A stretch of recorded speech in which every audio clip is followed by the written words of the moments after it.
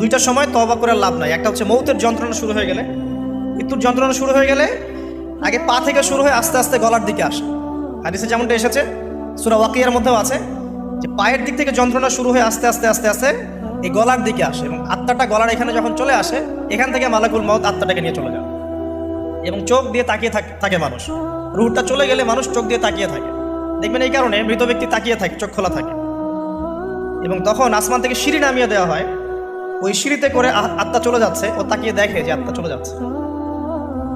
এবং মানুষ মারা যাওয়ার পরে চোখ জীবিত থাকে অনেকক্ষণ।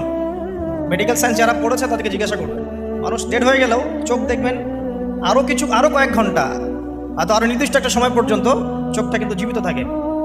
এই জন্যে চোখ বন্ধ করে দিতে হয়। যাই হোক, যেটা বলছিলাম যে মৌতের যন্ত্রণা শুরু হয়ে গেলে তওবা করে লাভ নাই, তওবার দরজা বন্ধ। আর পশ্চিম দিক থেকে সূর্য উঠে গেলে তওবা করে লাভ নাই, তওবার দরজা বন্ধ।